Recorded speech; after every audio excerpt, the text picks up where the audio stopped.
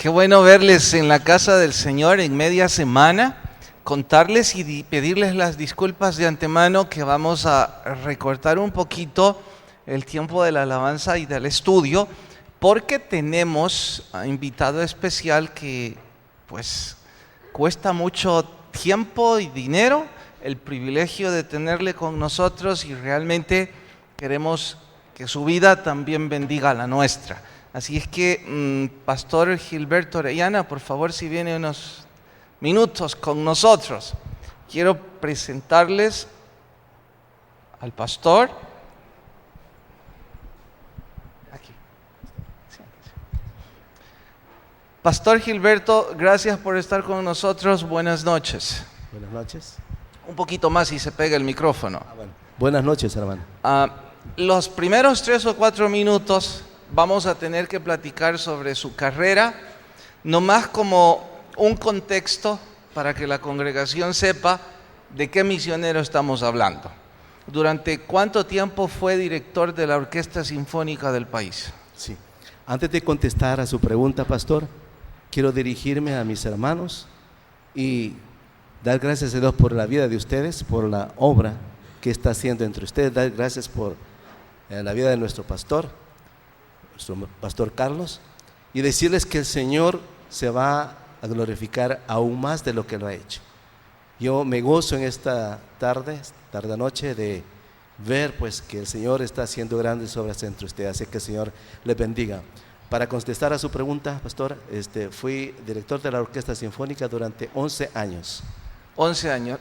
Perdone porque mi ignorancia en la música es enorme, pero a pesar de ello, sé que ocupar el cargo de director de una orquesta sinfónica es una especialización bastante alta.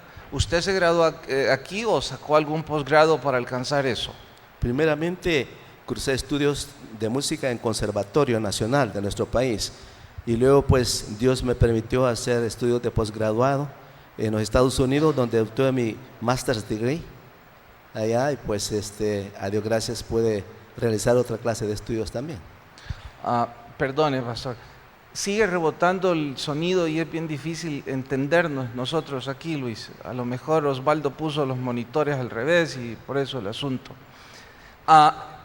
Tuvo que sacar una maestría, un grado, una maestría en los Estados Unidos. Esos son varios años de estudio. Luego regresa. ¿Usted fue cristiano de toda la vida? No, yo me crié en un contexto católico, eminentemente. ¿Y cuándo vino a Cristo? Fue precisamente en los Estados Unidos, que estaba ya casi vencido por el pecado, y un amigo me compartió el evangelio, y yo viendo mi necesidad espiritual, hice profesión de fe, allá en los Estados Unidos. ¿Eso significa qué edad? Tendría mis 27, 28 años. Perdón, ¿cuántos años tiene ahora? Ya tengo 65. Más de la mitad de su vida en los caminos del Señor. Sí. Regresa al país ya con la maestría en música y entonces ocupa el cargo de director de la Orquesta Sinfónica más de una década. ¿Cómo llega al pastorado? Antes, ¿cuántos instrumentos musicales toca?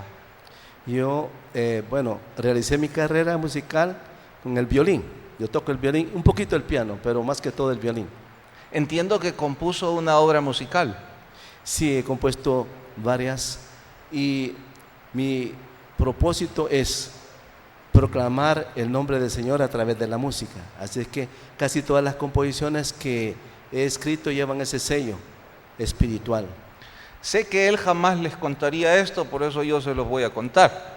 Él está en el país porque recientemente se hizo un homenaje a la carrera musical del pastor, de mi padre, de su padre, sí. Y convocaron al pastor, le mandaron a traer, porque ya les voy a contar dónde vive y qué es lo que hace, para que dirigiera ese homenaje, dirigiera la Orquesta Sinfónica del país. Correcto. Y pues también les cuento que en lo que respecta a música, el nombre del pastor pues es algo muy conocido y de mucha profesión en nuestro país. Lamentablemente yo sé que muchos de ustedes, al igual que yo, si nos dicen de música no profesional ni clásica, algo hemos oído. Pero cuando nos hablan de música profesional y de conservatorio, de violín y cosas que requieren un estudio y cosas parecidas, lamentablemente nuestra ignorancia es grande.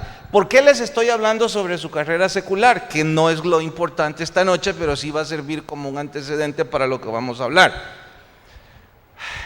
¿Cómo llega al pastorado? Bueno, pues cuando tuvimos el llamamiento del Señor para salir al norte de Marruecos, nuestros pastores, además de pedirnos que oráramos por un largo tiempo, nos dijeron que teníamos que prepararnos bíblicamente. Entonces nosotros ya fuimos, mi esposa y yo por supuesto, fuimos al seminario.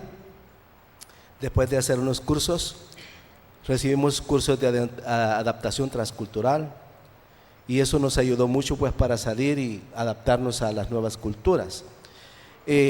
Después de esa preparación teológica que tuvimos, pues fuimos nosotros comisionados para el norte de Marruecos.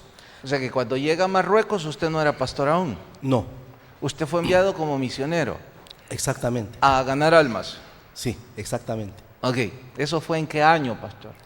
Eso fue en el año de 1992. Y cuénteme, un hombre que llegó a la cima de lo que un músico puede anhelar, porque hay algo más después de director de orquesta aquí. No. Entonces usted llegó a la cima de lo que alguien puede anhelar en su carrera. Sí. ¿Cómo es que de pronto decide irse a ganar almas a Marruecos, al otro lado del mundo? ¿Qué es lo que pasó que provocó ese cambio en usted? Durante 14 años mi esposa y yo servíamos al Señor en nuestra iglesia local, Miramonte. No en un ministerio solamente, sino en varios ministerios. Yo era director del coro, era diácono, con mi esposa éramos los líderes de los matrimonios. Mi esposa era la encargada de preparar la Santa Cena, preparar el ornato de la iglesia. Teníamos una casa de oración también. Después de 14 años de servirle al Señor, en una vigilia, el Señor puso carga misionera en nosotros. Y así fue como pues después de esta preparación a la cual hacía alusión, nosotros salimos para Marruecos. Después de lo que dijo, de la lista, de todo lo que hacía en la iglesia, parece que lo único que no hacía era predicar el domingo en el culto principal, porque todo lo demás ya lo estaba haciendo, supongo en ese entonces sin saber que el Espíritu Santo le estaba entrenando para su vida como pastor. Correcto. Y quería hacer énfasis en esto, de que el Señor nos prepara para una obra pues aún mayor. Todos esos 14 años que nosotros le servimos al Señor fueron, como bien dice el pastor, de preparación, ¿verdad? Y lo mismo que usted hace aquí en la iglesia va a ser en cualquier lugar que el Señor lo mande. Es por eso que es tan importante que todos y cada uno de ustedes estén involucrados, aunque sea en uno de los ministerios de esta iglesia, para ser de verdad de utilidad al Señor. Recuérdeme, ¿qué año me dijo que llegó a Marruecos? 1992. 1992. Sí.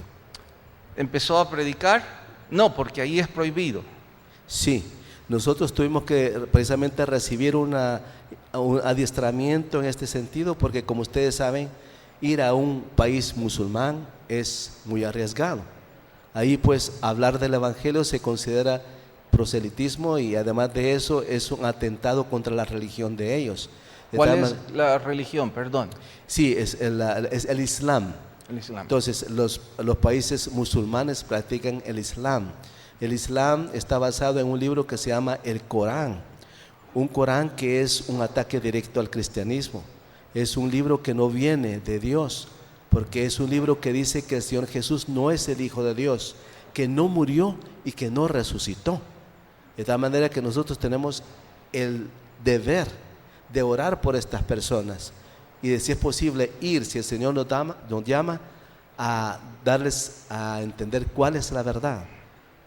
Llevo 17 años siendo pastor de la iglesia y me gradué hace 21 años del seminario, y no supe que el Corán hubiese salido del infierno, porque recién lo que usted dijo es lo que dice la primera carta de Pedro, que es el espíritu del anticristo, negando todo lo que es Jesús. Exactamente. Sí, tienes razón. Dice la palabra que examinemos todo espíritu. Y si hay algún espíritu que no confiesa que Cristo es el Señor, no es de Dios. Entonces es del diablo. Y es que más de alguna vez hemos escuchado, por nuestra ignorancia obviamente, solo lo que hemos oído de que es un libro un tanto moralista. Pero ahora, bueno, pero no quiero hablar de eso, quiero hablar. Como usted llevaba la carga de ganar almas para Cristo, ¿cuándo se enteró la pena por predicar? ¿Cuál es la pena por predicar en Marruecos? Por predicar el cristianismo. Ah, sí, usted dice los cargos que me impusieron. Las consecuencias, lo que la ley dice. Si yo voy, como aquí soy predicador y me voy para Marruecos, que es África, ¿verdad? Sí. Si me voy para Marruecos en África y me llevo a Osvaldo y a otros dos aquí, les digo vamos a hacer una cruzada en el parque y hacemos una cruzada, ¿cuál es la pena por hacer eso? ¿Qué dice la ley? Inmediatamente lo remiten a la cárcel. Va directamente a la cárcel porque eso es totalmente prohibido. Usted no puede compartir su fe con ningún musulmán. De tal manera que... Con ninguno. Por ningún medio. Por ningún medio. De tal manera que la manera que yo lo hacía, valga la redundancia, perdón, es a través de la música. Porque yo, como toco el violín, con el violín narraba yo pasajes de la Biblia. Ellos no quieren leer la Biblia para nada. Entonces yo escogía pasajes, milagros del Señor Jesús, y les ponía música. Y le decía a mis amigos, tienes que leer esta porción de mi libro para entender lo que voy a tocar. Y así es como yo componía, por ejemplo, pasajes de la transfiguración, el pasaje cuando el Señor calma la tempestad, su muerte y su resurrección. De esta manera ellos eran introducidos a la palabra del Señor. No había letra, solo música. Había la letra. Primero tenían que leer la porción que yo había fotocopiado de la Biblia para que la leyeran, porque de otra manera no iban a interpretar o saber de qué estaba tocando yo, qué estaba yo escribiendo.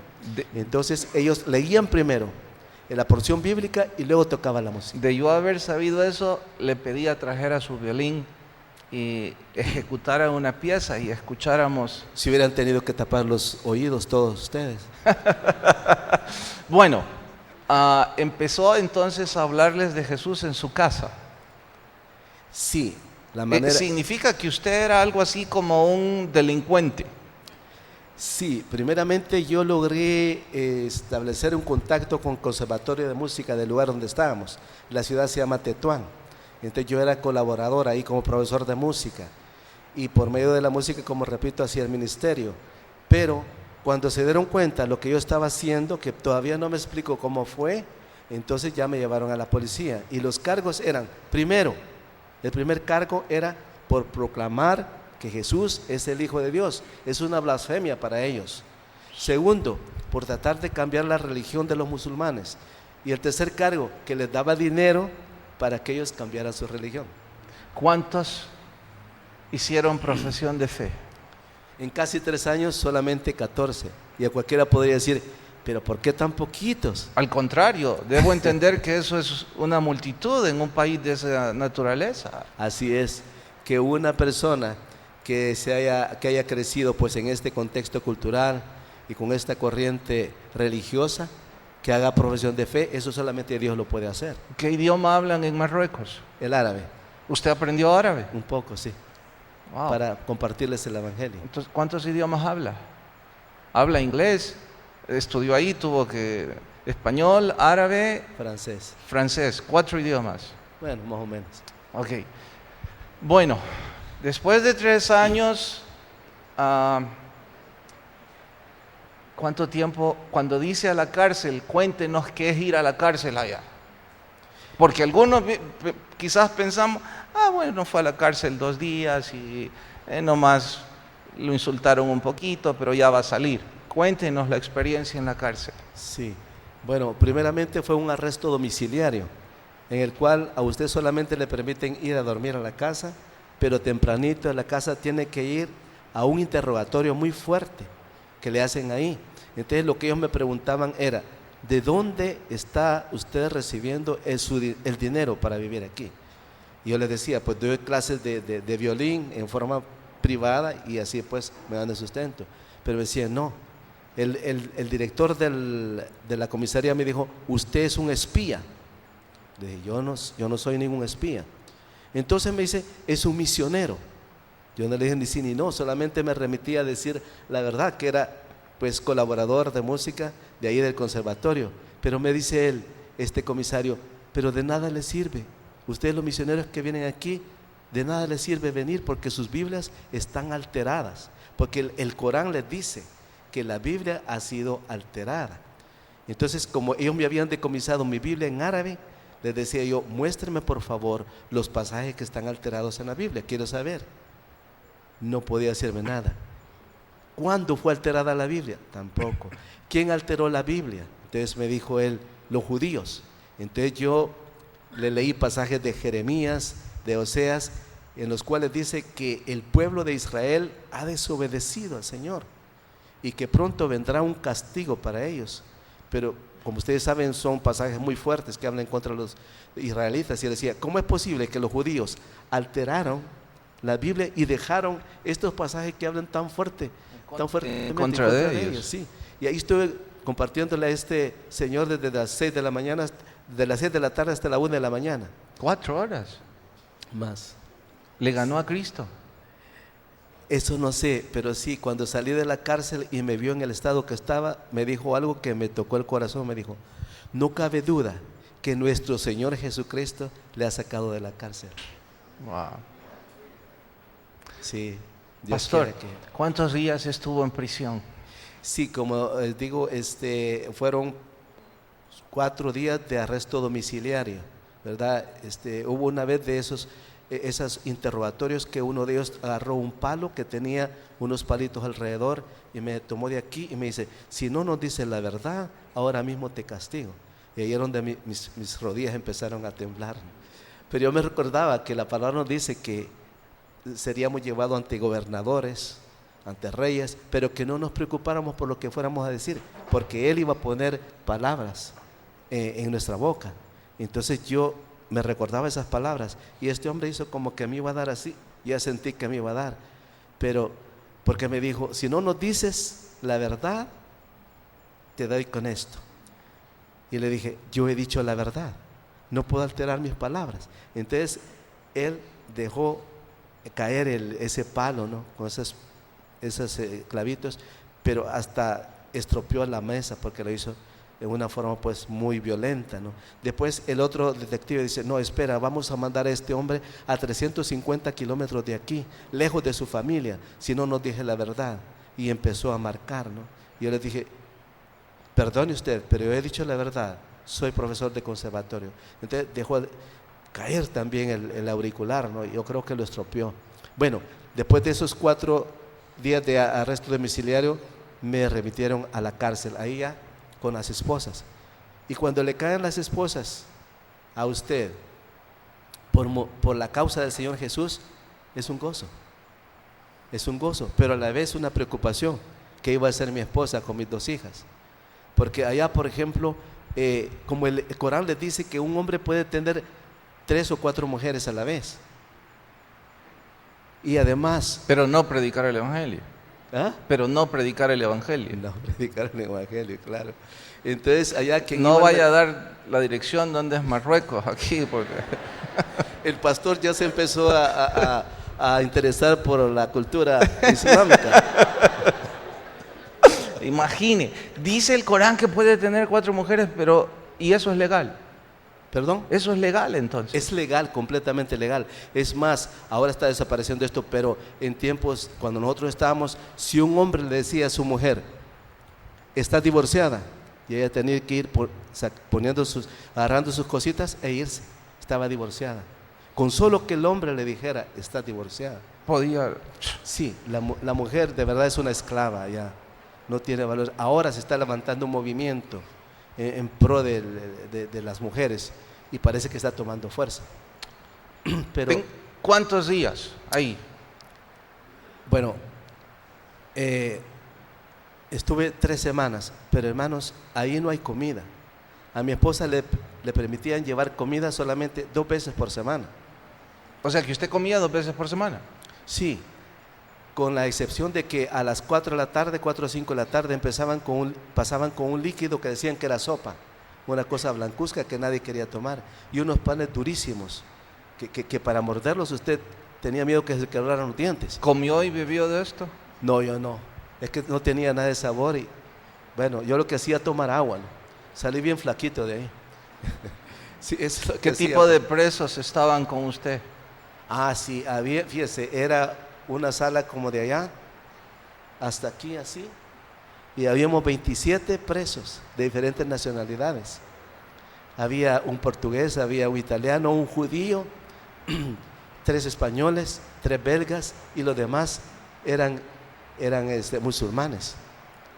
Y como la mayor parte de ellos están ahí por contrabando de drogas, cuando yo entré a la cárcel me dijeron: ¿con cuántos kilos de marihuana te agarraron? Supieron que era salvadoreño. A lo mejor no, dice, no, y les expliqué por qué, ¿no? Entonces ellos se sentaron en el suelo, les expliqué que mi fe estaba basada en ese personaje que es el único que ha bajado del cielo y quien murió y resucitó para darme la vida eterna. Bueno, ¿Les predicó a los presos? Sí, exactamente. A Dios gracias, ¿no? ¿Ellos estaban atentos? Muy atentos, pero hubo uno de ellos al final que me dijo: ¿por qué te atreves a andar hablando de esa forma? Si te encuentras con un musulmán ortodoxo, de esos que tienen una barba muy grande, te mata. Me dice, tú no debes andar hablando de esas cosas. Yo le dije, mira, lo que tengo aquí es tan grande que no lo puedo ocultar. Y siempre que me pregunten por mi fe, pues voy a dar testimonio de lo que tengo en mi corazón. Y el Señor me permitió dar testimonio casi a todos y cada uno de ellos. Cuando le hablé al portugués que estaba ahí, me dijo, yo sé de qué me estás hablando, pero a mí me han traído aquí porque cuando me encontraba robando me descubrieron, pero cuando salga voy a tener más cuidado. Y el español me dijo, no, me dijo, de eso no puedo hablar yo, me dijo, porque yo he vivido de la droga y yo a mi esposa y a mis hijos los tengo en lujo. Ellos viven con un lujo que yo no les puedo dar haciendo otra cosa. Así que en cuanto salga de aquí, voy a hacer lo mismo. Al italiano le compartí y él me dijo, tú no sabes de cosas espirituales. Tú debías hablar con mi mamá porque ella es testigo de Jehová. Pastor, me imagino alguien que tiene su experiencia ministerial, tantas cosas que no nos alcanzaría 2 horas, por eso tengo que correr con algunas preguntas porque quiero llegar hasta España. Pero amenazaron también con llevar a la cárcel a su esposa y a sus hijos. Sí, a ellas le habían decomisado todo, estaban indocumentadas prácticamente y las perseguían. Siempre habían detectives que iban detrás de ellas para ver qué hacían, con quién hablaban. La cuenta que teníamos nosotros para nuestra subsistencia la congelaron, se quedaron con ellos. Las cosas no las pudimos sacar porque nos expulsaron. Después que yo estuve en la cárcel 3 semanas y después 3 días en un calabozo, nos expulsaron, pero ya se quedaron ahí. Ahora la historia de ellas es todavía más dramática que la mía porque ellos estoy seguro que sufrieron más que yo. Pero al fin salimos y me recuerdo que íbamos nosotros atravesando el estrecho de Gibraltar y orando y diciendo, Señor, ¿a dónde nos quieres ahora? Y ahí Él nos llevó a Málaga, donde estamos ahora. En algún momento en prisión y ante la aflicción de lo que iba a pasar con su esposa y sus hijas, ¿se le ocurrió que su fe flaqueara y pensar qué si digo que voy a salir? Cualquier cosa así. Tal vez que mi fe flaqueara, no, pastor, pero sí en la primera cárcel había una ventanita con unos barrotes muy firmes y yo veía el cielo y yo decía, ¿quién tuviera 2 alas para salir por esa ventanita, no, libre? Yo añoraba la libertad, pero cuando me recordaba de esos grandes personajes bíblicos, ¿no?, lo que habían sufrido, prácticamente lo que estaba sufriendo yo no era nada. Pero eso sí, las condiciones de ahí eran de verdad infrahumanas. Teníamos que dormir en el suelo. A un lado del lugar donde estábamos, de la celda, había un hoyo Ese era nuestro sanitario y ahí salía un chorro, ahí teníamos que tomar agua y hacer todas las cosas ahí. Así es que las condiciones de verdad eran totalmente tremendas. Un reo murió ahí. Mientras usted estaba. Sí. Sé que fue por obra y gracia del Señor que usted saliera de ahí. Sí, amén. Si yo recuerdo que el gobierno, porque medio tengo en mi mente que el periódico sacó el reportaje suyo, yo le presté atención porque decía pastor evangélico preso en Marruecos. Entonces el gobierno, supongo que se canjearon laureles que no tenían, pero entiendo que hubo para que saliera, pero fue el Señor el que le sacó. Amén. Se va sin nada, llega hasta España. Sí, sí.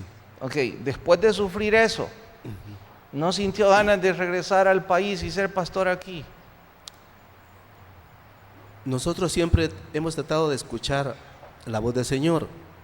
Si el Señor nos hubiera dicho que deberíamos de regresar, lo hubiéramos hecho. Pero eso siempre seguía poniendo carga por los musulmanes. Entonces, era algo que no podíamos evitar. El Señor nos dijo, tienen que regresar a España. Entonces, solo vinimos aquí a dar testimonio de lo que había pasado y luego regresamos ahí a Málaga, donde estamos ahora.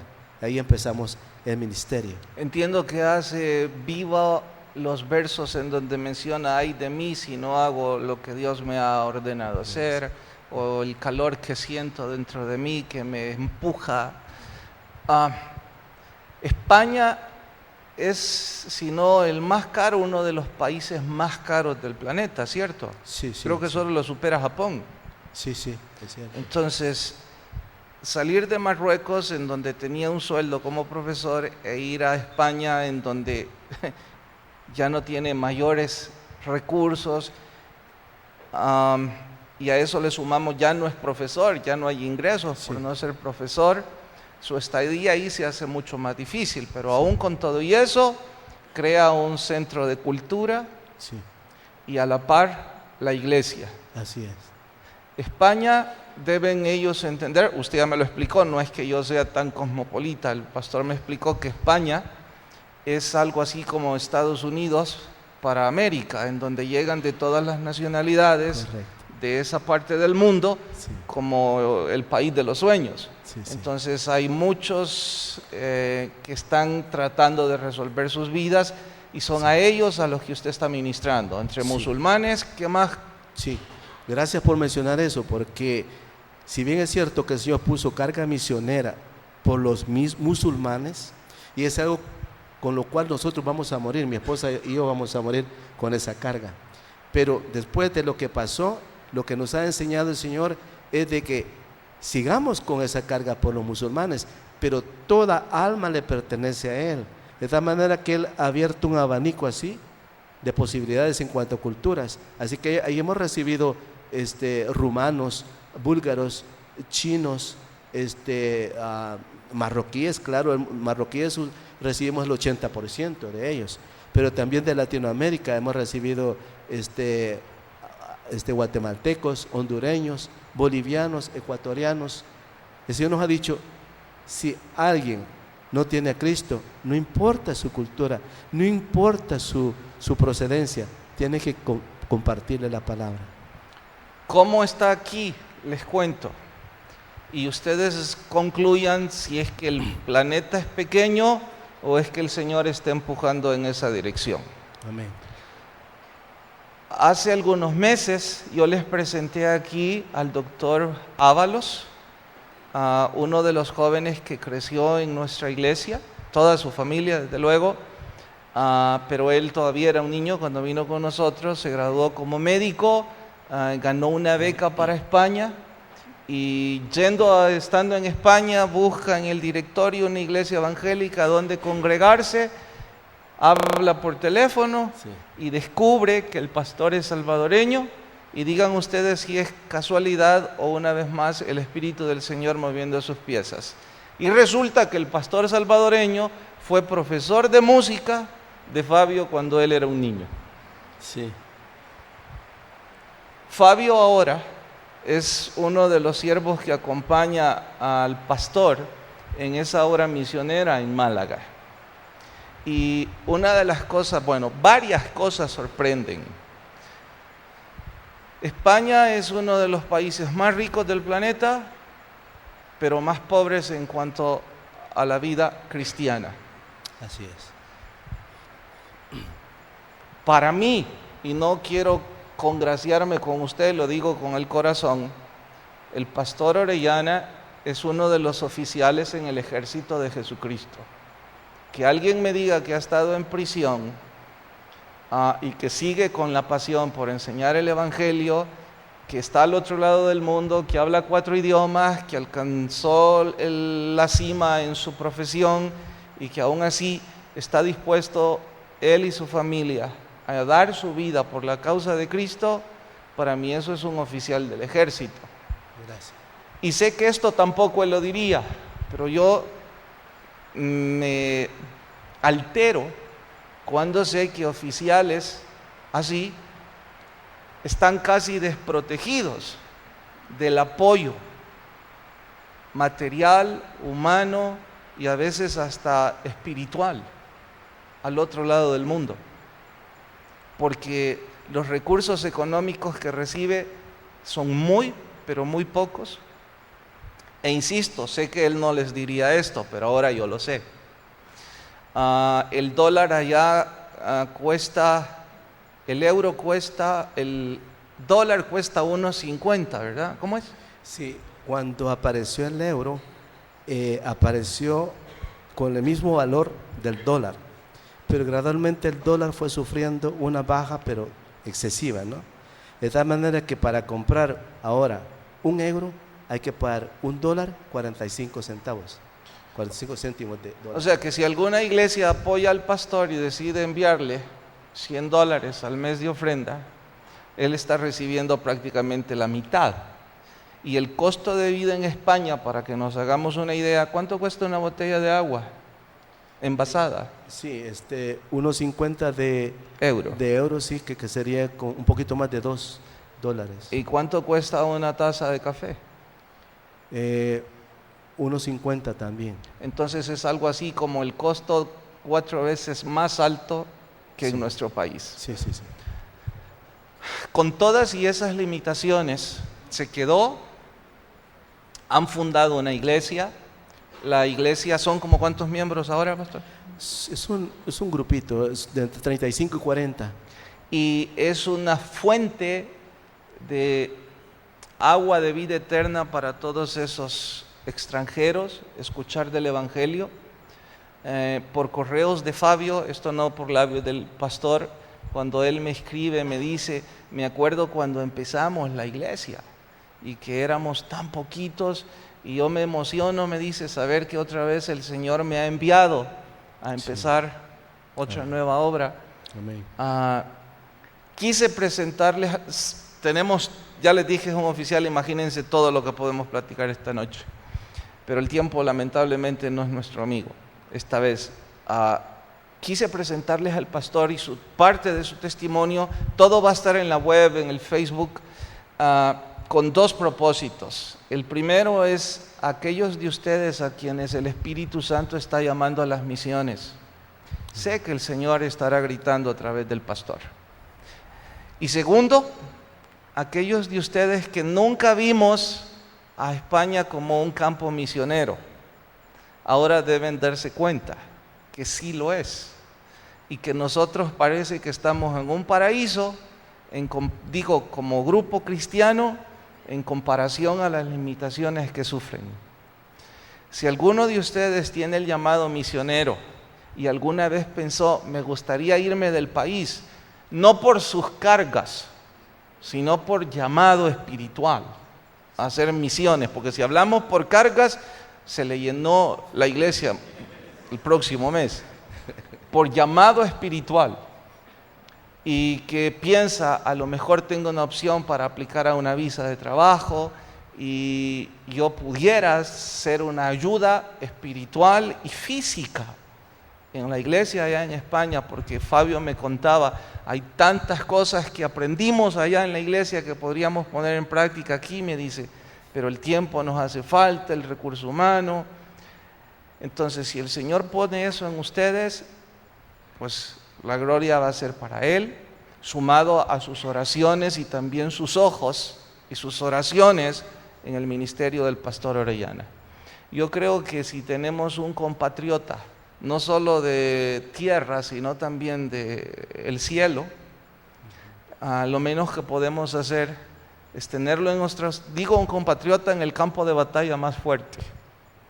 Lo menos que podemos hacer es tenerlo en nuestras oraciones y ver con nuestras propias limitaciones cómo podemos ser de ayuda para ellos. Amén. Algunas palabras antes, o despídase, pastor.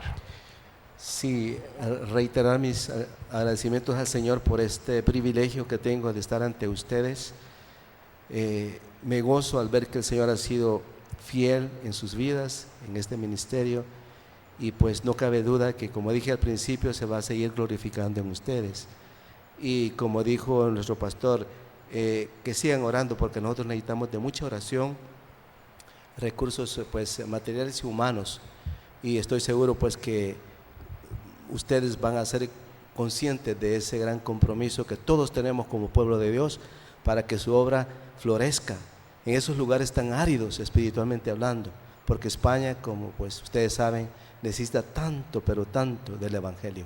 Así que sigamos orando y aunando esfuerzos para que su palabra corra y que podamos tener el gozo de ver almas llegando a sus pies. Gracias, pastor, por su tiempo. El Señor le bendiga. Cuidado ahí. Gracias, pastor. Su testimonio y otra información más, si no mañana, pasado mañana, va a estar ya en el Facebook, en la web. Ustedes van a poder contactarlo en forma directa y pues el Señor va a hablar al corazón de cada quien. Además, Málaga está cerca de Barcelona, ¿verdad? Eso está bien.